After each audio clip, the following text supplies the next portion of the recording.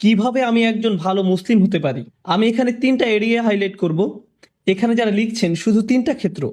আপনি নিজেকে একটা বাস্তবসম্মত উপায়ে যেন বলতে পারেন, আমি অন্তত এই 3টা জায়গাতে আগের চেয়ে ভালো এবং উন্নতি করেছি। প্রথমটা হলো ইবাদত। আমার প্রথম চিন্তাই হবে ইবাদত নিয়ে। আমার ফজর নামাজ কি আগের চেয়ে ভালো হচ্ছে? আমি কি অন্তত ঈশা আর ফজরটা সময় মতো সঠিকভাবে আদায় করতে পারছি? পুরুষদেরকে বলছি, আমি কি ফজরের জন্য উঠতে পারছি এবং মসজিদে যেতে পারছি? হয়তো এটা প্রতিদিন করতে পারছেন না, কিন্তু এটাকে একটা লক্ষ্য হিসাবে নির্ধারণ করুন। আপনাকে রাতে তাড়াতাড়ি শুয়ে পড়তে হবে। তরুণরা, আমি বলছি আপনি জীবনে কিছুই ঠিকমতো করতে পারবেন না যদি তাড়াতাড়ি না শুয়ে পড়েন। রাতে যে হুক্কা নিয়ে ওইসব উচ্চমার্গীয় কথাবার্তা আপনারা বলেন, সেগুলো এই উম্মাকে কোনো কিছুতে সক্রিয় করবে না। আমি বলছি ওই সমস্ত গম্ভীর আলোচনা, ভালো ভালো কথা, তারপর আপনারা সকাল 10টায় ঘুম থেকে উঠে ফজর পড়ছেন। আপনার গত রাতের শর্মা আর হুক্কা নিয়ে বিশদ আলোচনা, এই উম্মা কি ওগুলোর কারণে জাগবে মনে করেন? ঠিক সময় ঘুমোতে যান, তাড়াতাড়ি উঠুন, ঠিক মতো ফজর পড়ুন, সকালে কোরআন পড়ুন। ইন্না কুরআন আল ফাজরি কানা মাশহুদা।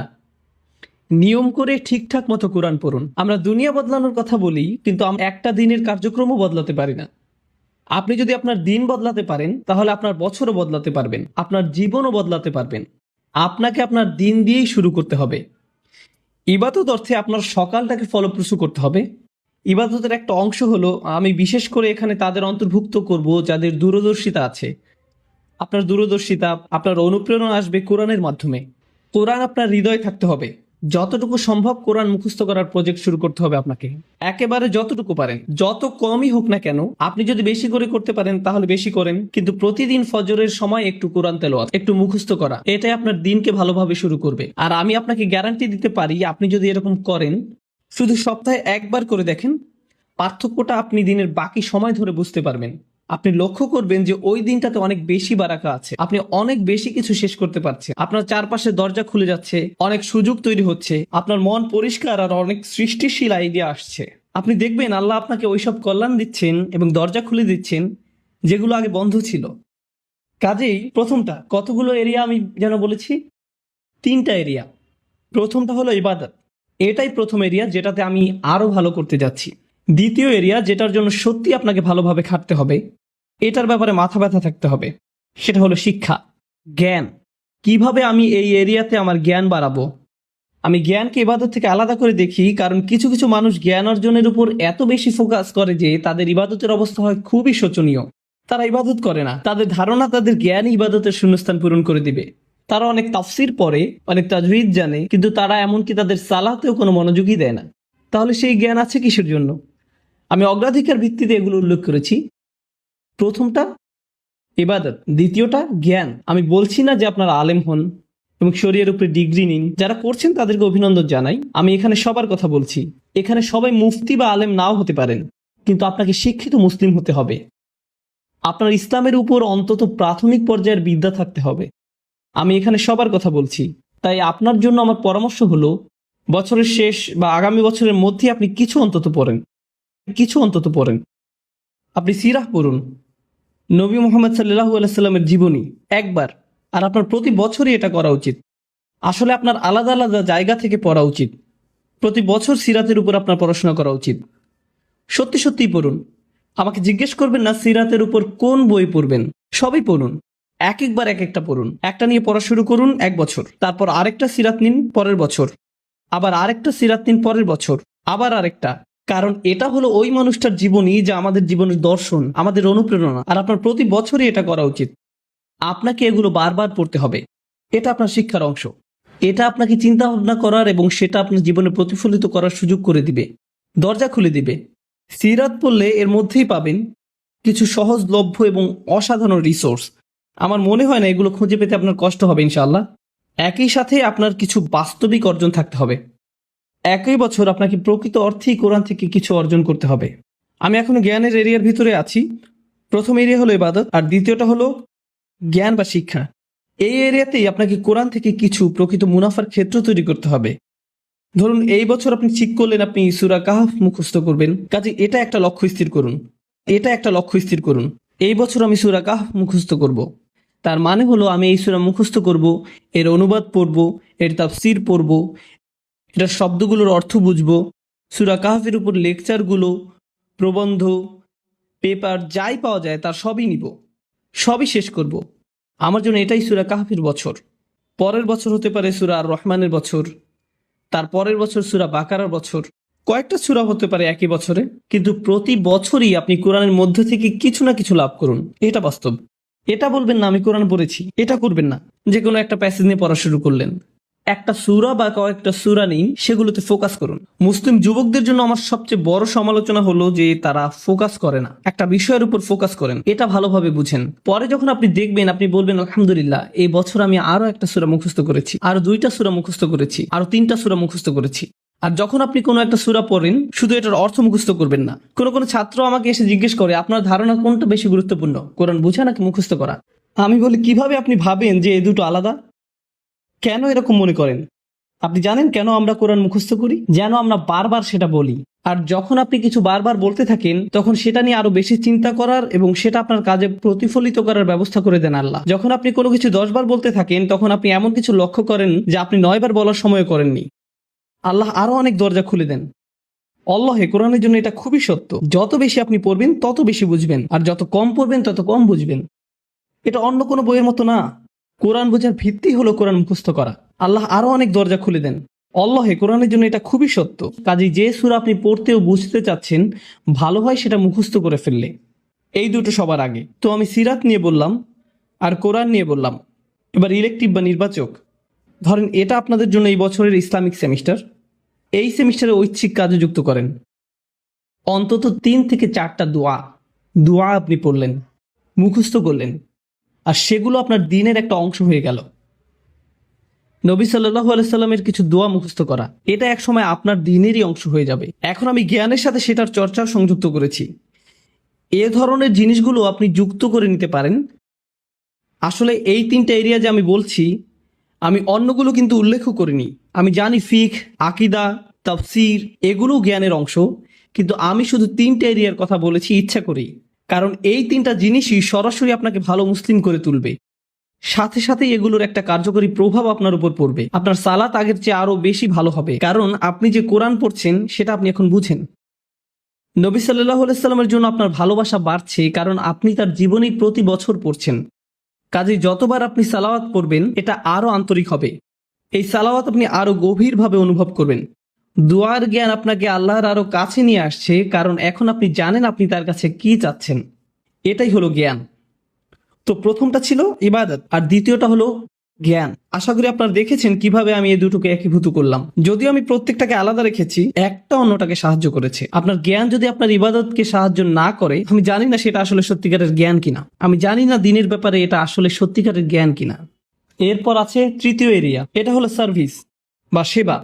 ওইখানে আপনাকে বুঝতে হবে, কিছু সময় ঠিক করে নিতে হবে। সপ্তাহে 1 দিন, হয়তো সাপ্তাহিক ছুটির দিন, কিংবা মাসে 1 বার আপনাকে কিছু সেবামূলক কাজ করতে হবে। মানে মানুষকে সাহায্য করা। তার মানে এই না যে আপনাকে এটা ইসলামিক ব্যানারের মধ্যেই করতে হবে। আপনি যদি স্বেচ্ছাসেবা দিতে চান, মানবতার জন্য কিছু করতে চান, এটা দেখতে খুবই ভালো লাগবে যে একজন মানুষকে আপনি সাহায্য করছেন। খুবই ভালো লাগবে।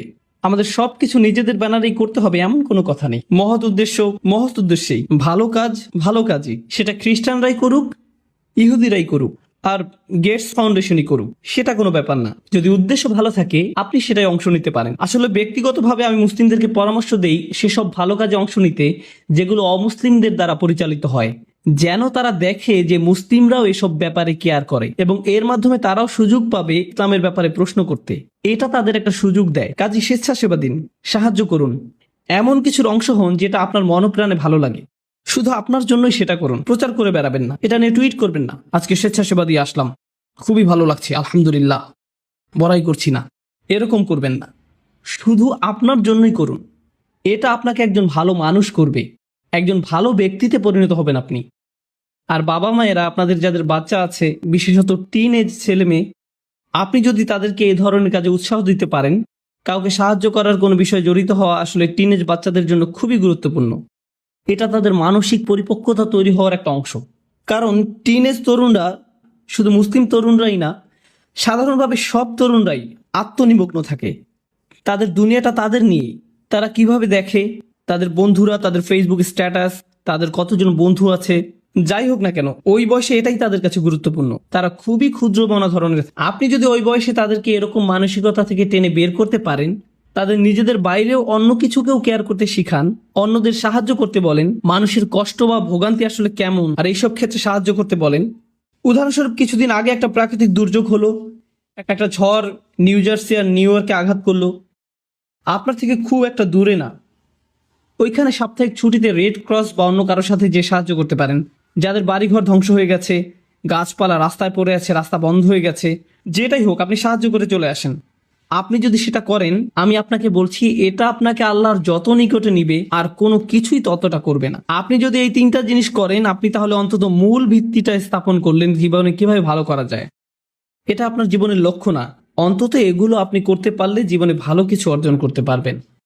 তো আপনি যখন বসে বসে এটা শুনছেন আর ভাবছেন আমি তো বেশ বড় ভুল করে ফেলেছি, এখানে হয়তো এমন কেউ বসে আছে হয়তো ব্যভিচারের ভুল করে ফেলেছেন, আল্লাহ আপনাদেরকে রক্ষা করুন। আপনাদের কেউ কেউ হয়তো সেই পথে অগ্রসর হচ্ছেন, আপনাদের কেউ কেউ হয়তো শিরক করেছেন। সকল ধরনের অপরাধ সংঘটিত হচ্ছে আর মানুষ সকল ধরনের অপরাধে লিপ্ত হচ্ছে। আপনি যদি তওবা করেন এবং আল্লাহর কাছে ফিরে আসেন, এই সকল অপরাধ শেষ হয়ে যাবে। কিন্তু এরপর আপনাকে ভালো পথে চলতে হবে। ও আমিলা আমালান সলিহা ফাউলাইকা ইউবাদদিলুল্লাহু সাইয়্যাতিহিম হাসানাত। অন্য কথায়, যখন আপনি আল্লাহর কাছে ফিরে আসবেন, এটা প্রকৃত অর্থেই প্রত্যাবর্তন হতে হবে, এটা কৃত্রিম হতে পারবে না। ওয়া কানাল্লাহু গফুরুর রহিমা, আর আল্লাহ সর্বদাই ক্ষমাশীল, অতিমাত্রায় ক্ষমাশীল, সর্বদা প্রেমময়, যত্নশীল এবং করুণাময়। আমার সময় ফুরিয়ে যাচ্ছে, কিন্তু আপনাদের সাথে আরো কয়েকটা বিষয় শেয়ার করতে চাই। আসুন এই তালিকাটা প্রথমে শেষ করি। এটা শেষের দিকে। কেউ বলতে পারে যে আমি শিরক করিনি, আমি হত্যা করিনি, আমি জিনাও করিনি, আমি শুধু ছোট বিষয়গুলো করেছি, যেমন আমি ফজরের নামাজ পড়িনি, একদিন ফ্রিজ থেকে আমার ভাইয়ের চকলেট মিল্ক চুরি করে খেয়েছি, বেশ কয়েকবার বাবার সাথে চড়া মেজাজে কথা বলেছি, আরেকদিন একটা পার্টিতে কিছুটা গীবত করে ফেলেছি, কিন্তু আমি হত্যা করিনি। এই তওবা তো আসলেই খারাপ অপরাধীদের জন্য। তাহলে আমার কি হবে? সাধারণ পাপীদের কি হবে? বাকি আমরা যারা রয়েছি, কারণ তারা হলো উঁচু স্তরের পাপী, তাই না? তো পরবর্তী আয়াত বলছে, তোমরা বাকি যারা রয়েছ, ওয়ামান তাবা, যেই তাওবা করেছে, যে কোনো ধরনের তাওবা, আমিলা সলিহান, সৎ কাজ করেছে, ফাইন্নাহু ইয়াতুবু ইলাল্লাহি মাতাবা, তো যখন সে আল্লাহর কাছে ফিরে আসে আন্তরিকভাবে অনুতপ্ত হয়ে, আল্লাহ সেটাও স্বীকার করেন। না না না, কারণ আমার পাহাড় সম পাপ প্রয়োজন, এটাকে পাহাড় সম পুণ্যে রূপান্তরিত করার জন্য, এটাকে পাহাড় সম পুণ্যে রূপান্তরিত করার জন্য এমন প্রয়োজন নেই। যেই পাপে লিপ্ত থাকেন না কেন, শুধু তওবা করুন। ফাইন্নাহু ইয়াতুবু ইলাল্লাহি মাতাবা ওয়াল্লাযীনা লা ইয়াশহাদুনা যুর, এমন মানুষ যারা অন্যায়ের সাক্ষ্য হয় না। এর অর্থ হলো তারা সহ্য করে না যখন কোনো অন্যায় সংঘটিত হয়। এই মানুষগুলো আল্লাহর কাছে মর্যাদা সম্পন্ন, কারণ তাদের পরিসরে কেউ যখন মানসিকভাবে নির্যাতনের শিকার হয়, কেউ যখন অর্থনৈতিকভাবে নির্যাতনের শিকার হয়, তাদের পরিবারে, ধরুন দুই ভাই মিলে কোনো ব্যবসা করে আর তাদের একজন সকল অর্থ আত্মসাৎ করে অন্যজনকে বঞ্চিত করে, যার ফলে আদালতে গিয়ে এখন একে অপরের বিরুদ্ধে অবতীর্ণ। সেখানে আপনার হয়তো কোনো এক পক্ষের সাথে সম্পর্ক রয়েছে, আপনি নিশ্চুপ দাঁড়িয়ে থেকে অন্যায় হতে দিবেন না। আপনি এটা হতে দিবেন না। যদি এটা আপনার নিজের বাবার বিরুদ্ধেও যায়, যদি এটা আপনার স্বামী স্ত্রী বা সন্তানদের বিরুদ্ধেও যায়, আপনি অলসভাবে দাঁড়িয়ে থেকে অন্যায়কে সহ্য করবেন না, আপনি প্রতিবাদ করবেন। কমপক্ষে এর নীরব অংশীদার হবেন না, আপনি সে স্থান ত্যাগ করবেন। এর সাথে আমার কোনো সম্পর্ক নেই, আমি এর অংশ হতে চাই না। লা ইয়াশহাদুনা যুর, এর আরেকটা অর্থ হলো তারা মিথ্যা সাক্ষ্য প্রদান করে না। কখনো আপনার উপর চাপ থাকে এমন মানুষের পক্ষ অবলম্বন করার জন্য যারা অন্যায়কারী। আপনি জানেন যে তারা অন্যায়কারী, কিন্তু তারা বলে পরিবার আগে ভাই, অথবা বন্ধুত্ব সবার আগে। আর আপনি যদি এটা করেন, যদি আপনার আনুগত্য ভুল স্থানে প্রদান করেন, এটা জেনে শুনে যে আপনি ভুল, তাহলে এটা লা ইয়াশহাদুনা যুর এর লঙ্ঘন। আয়াতটির দ্বিতীয় অংশ, ওয়া ইযা মাররু বিল্লাগwi মাররু কিরামা, এটাও অসাধারণ। এই আয়াতে আল্লাহর কাছে আপনাকে অসাধারণ বানিয়েছে কোনটি? আপনি একটা আসরে রয়েছেন, বন্ধুরা সবাই ঘুরে বেড়াচ্ছে, অথবা আপনি হয়তো কোনো হোয়াটসঅ্যাপ গ্রুপে আছেন। আজকাল যোগাযোগের বিভিন্ন মাধ্যম রয়েছে, আর এই সকল যোগাযোগের মাঝে মানুষ যুক্তিহীন কথা বলে থাকে, মানুষ একে অপরের বিরুদ্ধে গীবত করে, তারা একে অপরের প্রতি বিদ্রূপ করে, তারা একে অপরের সময় নষ্ট করে, আর আপনি এর সাথে কোনো সম্পর্ক রাখতে চান না। তো আপনি কি করবেন? আপনি আসরটি ত্যাগ করবেন। কিন্তু আপনি প্রথমে একটা লেকচার দিবেন না যে এগুলো সবই অর্থহীন, তোমরা নিজেদের সময় নষ্ট করছো। আস্তাগফিরুল্লাহ, আমি তোমাদেরকে আল্লাহর দিকে ডাকছি এবং তওবা করতে আহ্বান জানাচ্ছি। তোমরা এই ভিডিওটি দেখো, আমি এই আসর ত্যাগ করছি। না, অথবা আপনি কোনো পার্টিতে রয়েছেন আর বললেন, আস্তাগফিরুল্লাহ, তোমরা সবাই গীবত করছো, আমি এখান থেকে চলে যাচ্ছি। ওয়া ইযা মাররু বিল্লাগওয়ি মাররু কিরামা। যখন তারা এই ধরনের আসরের পাশ দিয়ে যায়, যখন তারা এই ধরনের পরিস্থিতির সম্মুখীন হয়, তারা সেখান থেকে বেরিয়ে আসে সম্মানজনক উপায়ে, মাররু কিরামা। অন্য কথায়, তারা তাদের নিজস্ব মর্যাদা রক্ষা করে। তারা এমন অবস্থায় পড়ে না যা অন্যদেরকে এবং তাদের নিজেদেরকে অপমানিত করে। আর এই প্রক্রিয়ায় তারা অন্য কাউকে খারাপ বোধও করায় না। তারা সম্মানজনক অজুহাত তৈরি করে এবং নিজেদেরকে সেই পরিস্থিতি থেকে বের করে আনে। ওয়া ইযা মাররু বিল্লাগওয়ি মাররু কিরামা। আর সবশেষে, ওয়াল্লাযীনা ইযা যুক্কিরু বিআয়াতি রাব্বিহিম লাম ইয়াখিরু আলাইহা। আসলে এখনো শেষ হয়নি, আপনাদের ভালো বোধ করার জন্য বললাম। ওয়াল্লাযীনা ইযা যুক্কিরু বিআয়াতি রাব্বিহিম লাম ইয়াখিরু আলাইহা সুম্মান ওয়া উময়ানান। এটা জুমায় অংশগ্রহণকারীদের জন্য। যখন তাদেরকে স্মরণ করিয়ে দেয়া হয়, তারা অন্ধ এবং বধিরের মতো পড়ে থাকে না। অন্য কথায়, তারা সেগুলো উপেক্ষা করে না, তারা সেগুলোকে হালকাভাবে গ্রহণ করে না। তারা কিছু শোনার পর বলে না যে হ্যাঁ, এটা আমার সম্পর্কেই বলেছে, এটা ঠিকই আমার বিবেককে আঘাত করেছে, কিন্তু আমি ভুলে যাব যে এটা আমি শুনেছি। আমি ভান করব যে এটা আমার সম্পর্কে না এবং এটা নিয়ে চিন্তা করব না। তারা ইচ্ছাকৃত বধির না, আর তারা ইচ্ছাকৃতভাবে অন্ধও না। সেই স্মরণিকার প্রতি যা তাদেরকে প্রদান করা হয়েছে, এটা ছিল আপনার সম্পর্কে, এটা ছিল আপনার কার্যকলাপ সম্পর্কে, আপনার উদ্দেশ্য সম্পর্কে। আর এখন আপনি এটা আর নিতে পারছেন না, কারণ আপনি পরিবর্তিত হতে চান না। বাল ইউরিদুল ইনসানু লিয়াফজুরা আমামাহ। মানবজাতি শুধু তার সামনে যা রয়েছে তাতে নিমজ্জিত হয়ে যেতে চায়। প্রলোভনগুলো এতটাই মজবুত। আর কোরআন উলিন নুহা সম্পর্কে বলছে, তারা এমন মানুষ যারা নিজেদেরকে সংযত করতে পারে। আপনাকে স্মরণ করিয়ে দেয়া হচ্ছে নিজেকে সংযত করার জন্য, আর আপনি বলছেন আমি সংযত হতে চাই না, আমি এই অবস্থাতেই ভালো আছি। আমি ইতিমধ্যেই কাজটি করার দিন, তারিখ এবং স্থান নির্ধারণ করে ফেলেছি এবং টিকিটও করে ফেলেছি। এরপর এই খুতবাটি আমার মুড নষ্ট করে দিল। তো আমি এখন একটা বার্গার খাবো এবং খুতবায় যা শুনেছি তা নিয়ে চিন্তা করব না। তারপর সেখানে যাব যেখানে আমি যেতে চেয়েছিলাম। খুতবাটা বেশ দেরিতে শোনা হয়েছে। সেই মানুষেরা এমনটা করে না। যখন কোনো স্মরণিকা শ্রবণ করে, নিজেদের উপর এর প্রভাব পড়তে দেয়। তারা এটাকে পরিবর্তন ঘটানোর সুযোগ দেয়। এটাই তাদেরকে আল্লাহর কাছে বিশেষ মানুষে পরিণত করে। প্রসঙ্গক্রমে, কখনো কখনো আপনার ভিতরে ঘটে যাওয়া সেই পরিবর্তন অন্য কেউ দেখে না, অন্য কেউ জানে না সেই পাপ সম্পর্কে যার দিকে আপনি অগ্রসর হচ্ছিলেন। সেটা শুধুই আপনি এবং আল্লাহর মাঝে সীমাবদ্ধ।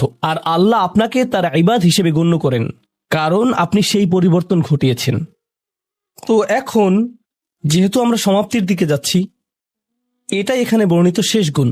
এই মানুষেরা শুধুমাত্র নিজেদের নিয়ে উদ্বিগ্ন না, বরং তারা তাদের পরিবার নিয়ে উদ্বিগ্ন। ওয়াল্লাযীনা ইয়াকুলুনা রব্বানা হাব লানা মিন আজওয়াজিনা ওয়া যুররিয়াতিনা কুররাতা আয়ুনিন। হে প্রভু, আমাদের স্ত্রী এবং আমাদের সন্তানদের দ্বারা আমাদেরকে চক্ষু শীতলতা দান করুন। যার অর্থ দুইটি জিনিস। আমি জটিলতা পরিহার করে আপনাদেরকে সরলভাবে কুররাতা আয়ুনিন এর অর্থ বুঝিয়ে বলছি। প্রথম অর্থ হলো, ইয়া আল্লাহ, অন্য সকল কিছু আমাকে পীড়িত করে, অন্য সকল কিছু আমাকে অসুবিধায় ফেলে, কিন্তু যখন আমি আমার স্ত্রীর কাছে আসি এবং আমার সন্তানদের কাছে আসি, ইয়া আল্লাহ, এই স্থানটিকে আমার জন্য প্রশান্তিদায়ক করে দিন। আমার সকল অসুবিধা দূর হয়ে যায় যখন আমি আমার স্ত্রীর দিকে তাকাই। আমার সকল অসুবিধা দূর হয়ে যায় যখন আমি আমার সন্তানদের সাথে থাকি। ইয়া আল্লাহ, আমার স্ত্রী এবং আমার সন্তানদের মাঝে এটা প্রদান করুন, অথবা আমার স্বামী এবং আমার সন্তানদের মাঝে এটা প্রদান করুন। কুররা শব্দটির দ্বিতীয় অর্থটি এসেছে করার থেকে। করার অর্থ যখন আপনার চোখ কোথাও আটকে যায়। ইয়া আল্লাহ, আমার স্ত্রীর প্রতি আমার ভালোবাসা এতটাই সৃষ্টি করে দিন যাতে আমি তার উপর থেকে চোখ ফিরাতে না পারি। ইয়া আল্লাহ, আমার সন্তানদের নিয়ে আমাকে এতটাই আনন্দিত করে দিন এবং এতটাই ভালোবাসাপূর্ণ করে দিন যাতে আমি তাদেরকে অন্যদের সাথে তুলনা না করি। আমার যা রয়েছে তা নিয়ে আমি সুখী। তারা খারাপ বোধ করুক, এটা আমি চাই না। আমি তাদের অর্জনের স্বীকৃতি প্রদান করি। আমাকে সেই সামর্থ্য দান করুন যাতে স্ত্রী এবং সন্তানদের মাঝে কুররাতু আয়ুন খুঁজে পাই। আমাকে একটি মজবুত পরিবার দান করুন এবং আমাকে আমার পরিবারের প্রতি সন্তুষ্ট করে দিন। আপনাদের অনেকের জন্য একমাত্র দুশ্চিন্তার বিষয় হলো স্ত্রী এবং সন্তান। এই দোয়া অনুযায়ী দুশ্চিন্তার একমাত্র উপশমকারী হওয়া উচিত স্ত্রী এবং সন্তান। আর আপনি নিজে চেষ্টা না করে শুধু আল্লাহর কাছে কিছু চাইতে পারেন না, কারণ আল্লাহ বিশেষ কোনো বৃষ্টি আপনার পরিবারের উপর বর্ষণ করবেন না যার ফলে আকস্মিকভাবে আপনি আপনার স্ত্রীকে ভালোবাসতে শুরু করবেন। এর জন্য চেষ্টা করতে হবে। আপনার সন্তানদের সাথে সম্পর্ক উন্নয়নের জন্য আপনাকে চেষ্টা করতে হবে। এটা রাতারাতি ঘটবে না। এটা এমন জিনিস যাতে আপনাকে এবং আমাকে বিনিয়োগ করতে হবে। তো আল্লাহ আমাদেরকে সামর্থ্য দান করুন যাতে আমরা শুধুমাত্র মুখে এই দোয়া করে ক্ষান্ত না হই, বরং দোয়াটি যাতে বাস্তবায়িতও করতে পারি, কারণ আল্লাহ প্রচেষ্টার বিষয়ে জিজ্ঞেস করবেন। এমনকি সেই বিখ্যাত দোয়াটির শেষেও এটা এসেছে, রব্বানা আতিনা ফিদ দুনিয়া হাসানা ওয়া ফিল আখিরাতি হাসানা ওয়া কিনা আযাবান নার। বিখ্যাত একটি দোয়া, তাই না? আমাদেরকে এই জীবনের সর্বোচ্চটা দান করুন, পরের জীবনেরও সর্বোচ্চটা দান করুন, আমাদেরকে জাহান্নামের শাস্তি থেকে রক্ষা করুন। এরপরে আল্লাহ কি বলছেন? উলাইকা লাহুম নাসিবুম মিম্মা কাসাবু। তারা ততটুকু অংশই পাবে যা তারা অর্জন করেছে। আপনি শুধু দোয়া করবেন আর তা কাজ করবে তেমনটা না, আপনাকে অর্জন করতে হবে, আপনার চেষ্টাকে কাজে লাগাতে হবে। তো আপনি যখন আপনার পরিবার নিয়ে উদ্বিগ্ন থাকবেন তখনই আপনি পরিবারে প্রশান্তি প্রদানের জন্য আল্লাহর কাছে চাইবেন। আর প্রসঙ্গক্রমে এটা দিয়ে কি বোঝায়? যে সকল স্বামীরা যারা লন্ডন শহরে রাত 2টা-3টা পর্যন্ত সীসা বারে সময় কাটান কিন্তু বাড়িতে তাদের স্ত্রীদের কাছে যান না, কারণ তারা তাদের স্ত্রীদের মাঝে কোনো প্রশান্তি খুঁজে পান না, আর তাদের স্ত্রীরা তারাও তাদের স্বামীদের মাঝে কোনো প্রশান্তি খুঁজে পান না, যখন তারা বলবেন না ভাই আমাকে বাড়ি যেতে হবে, তখন তারা আল্লাহর কাছে বিশেষ মর্যাদা সম্পন্ন হয়ে উঠবেন। যখন তারা সন্তানদের সাথে সময় ব্যয় করবেন, সন্তানদের থেকে তাদের চোখ সরে যায় না, আর যেহেতু আপনার চোখ তাদের থেকে সরছে না, এর অর্থ আপনি আসলে তাদের সাথে রয়েছেন। এর অর্থ আপনি আসলে সন্তানদের সাথে সময় ব্যয় করছেন এবং সেটা উপভোগ করছেন। এই বিষয়টি আপনাকে আল্লাহর কাছে বিশেষ মর্যাদা সম্পন্ন করে তুলেছে। তাদের জন্যই উলাইকা ইউজসাউনাল গুরফাতা বিমা সাবারু। আর আমাদেরকে মুত্তাকিনদের নেতা হিসেবে কবুল করুন, সৎকর্মশীলদের নেতা হিসেবে কবুল করুন। আমাদের সন্তানদেরকে ভালো সৎকর্মশীল জীবন দান করুন, যার ফলে যখন আমি আপনার সম্মুখে দাঁড়াবো, ইয়া আল্লাহ, আমার পরিবারের সদস্যদের কাজের কারণে আমার সৎকর্মের পরিমাণ শুধু বৃদ্ধিই পাবে। এখন এই সব কিছুর পরে উলাইকা ইউজসাউনাল গুরফাতা বিমা সাবারু, এই মানুষদেরকে প্রদান করা হবে সুউচ্চ প্রাসাদ, তারা যে ধৈর্য প্রদর্শন করেছে তার প্রতিদান স্বরূপ। লক্ষ্য করুন, এখানে আল্লাহ বলছেন তারা যে ধৈর্য প্রদর্শন করেছে তার প্রতিদান স্বরূপ। আপনি যদি এই তালিকার প্রথমে যান, যারা তাদের জিহ্বা সংযত করে, যখন মূর্খ লোকেরা তাদের সাথে কথা বলে তারা বিনয়ী, তারা জিহ্বা সংযত করে, যারা আল্লাহ ছাড়া অন্য কারো ইবাদত করে না, যারা আল্লাহর ইবাদত করে রাতের গভীরে, এই তালিকাটি যা আমরা আলোচনা করলাম তাদের প্রত্যেকেরই প্রয়োজন অধ্যাবসায়, মজবুতি, দৃঢ়তা এবং প্রতিজ্ঞা। আর সবর শব্দটি দিয়ে এটাই বোঝায়। এই মানুষগুলো পুরস্কৃত হবেন তারা যে দৃঢ় প্রতিজ্ঞা দেখিয়েছেন তার জন্য। তারা এর জন্য প্রতিজ্ঞাবদ্ধ ছিলেন। ওয়ায়ুলাক্কাউনা ফিহা তাহিয়াতান ওয়া সালামা, তাদেরকে সেখানে অভ্যর্থনা করা হবে অভিবাদন ও সালাম সহকারে। আল্লাহ তাদের জন্য অভিবাদন প্রেরণ করবেন। আল্লাহ শুধুমাত্র তাদেরকে ভালোবাসবেন না, বরং তিনি তাদেরকে এখন সম্মানিতও করছেন। এরা হলেন আল্লাহ কর্তৃক বিশেষ পুরস্কার প্রাপ্ত। খালিদিনা ফিহা হাসুনাত মুস্তাকাররা ওয়া মুকামা, তারা অবিশ্বাস্য সেই সম্মানের মাঝে এবং সেই সুউচ্চ প্রাসাদের মাঝে চিরকাল থাকবেন। কি চমৎকার স্থান! স্বল্পকালীন এবং চিরকালীন অবস্থানের জন্য। তো আল্লাহ এটাকে জাহান্নামের সাথে তুলনা করেছেন, তাই না? জাহান্নামীরা বলবে আমি এখানে স্বল্পকালের জন্য থাকতে চাই না, চিরকালের জন্যও থাকতে চাই না। আল্লাহ বলেছেন জান্নাতের স্বাদ যদি তুমি সামান্য পরিমাণেও পাও, তুমি এটা আকাঙ্ক্ষা করবে, তুমি এটা চিরকালের জন্য চাইবে। আল্লাহ আমাদের সকলকে চিরকালের জন্য জান্নাতে প্রবেশ করান। আমরা সর্বশেষ আয়াতে এসেছি। আমি জানি যে আমি অতিরিক্ত সময় নিয়েছি, প্রশ্ন উত্তরের জন্য আপনাদের কিছুটা সময় আমার দেওয়া উচিত। আমার আর 4-5 মিনিট প্রয়োজন। শেষের এই আয়াতটি গভীর তাৎপর্যপূর্ণ। এই সূরাটির শেষ আয়াত, এটা এই অনুচ্ছেদটিরও শেষ আয়াত। এই তালিকা যা আপনাকে বিশেষ মর্যাদা সম্পন্ন করবে তার সাথে এর কোনো সম্পর্ক নেই। আয়াতটি কুরাইশ এবং গোটা মানব জাতিকে উদ্দেশ্য করে বলা হয়েছে, আর রাসূলকে বলা হলো যে কিভাবে সৃষ্টিকর্তার নৈকট্য অর্জন করা যাবে। এই তালিকা যেহেতু এখন প্রদান করা হলো, তাহলে আর সমস্যা কোথায়? কুল মা ইয়াবাউ বিকুম রাব্বি লাউলা দুআউকুম ফাকাদ কাযযাবতুম ফাসাউফা ইয়াকুনু লিজামা। এই আয়াতটিকে ব্যাখ্যা করার বেশ কয়েকটি দৃষ্টিভঙ্গি রয়েছে।